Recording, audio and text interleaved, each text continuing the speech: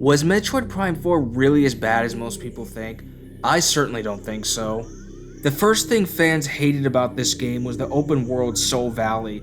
Yeah, it is boring and empty, but it's still fun to ride around the Viola bike while listening to the music.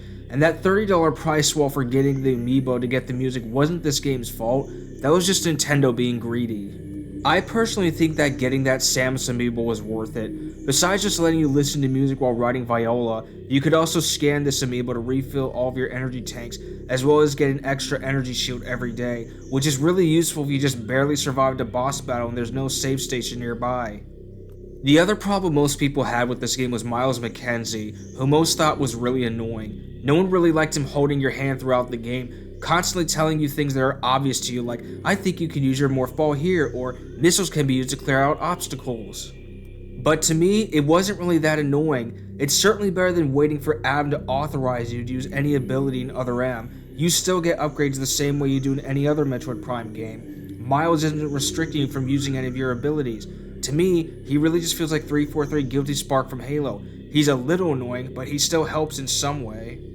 The major problem I had with this game wasn't really Miles being annoying, it was escorting him and every other Galactic Federation trooper in the game. I hate escort missions in video games, and this one is no exception. I'm a veteran Metroid Prime player. I've played the original trilogy, but I've been playing this game on casual difficulty, and I almost died trying to protect one of the Galactic Federation troopers from Cybots, the most annoying enemy in the game.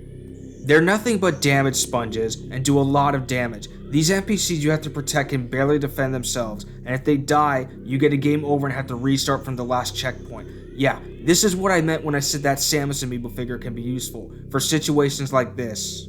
Another issue I had with this game was this weird glitch where you enter certain areas and the game's audio gets static and you can't hear anything. It's very frustrating because it even happened to me in the middle of a cutscene and I couldn't hear anything. It was only because I had subtitles turned on that I could tell what was happening. I know I'm not the only one who experienced this glitch, and I'm really upset that the developers didn't test or notice this glitch when they delayed the game, and they still haven't launched an update that fixes this glitch either. But aside from those two problems, this game still feels like a proper Metroid Prime game. For the most part, you're still isolated, free to explore however you want, there's interesting lore to scan, cool upgrades and abilities to acquire like the control beam, fun puzzles to solve, and good challenging boss battles. I really feel like this game didn't deserve the hate it got when it first came out. It definitely lived up to my expectations and I thought it was a great game, but let me know what you felt about this game in the comments.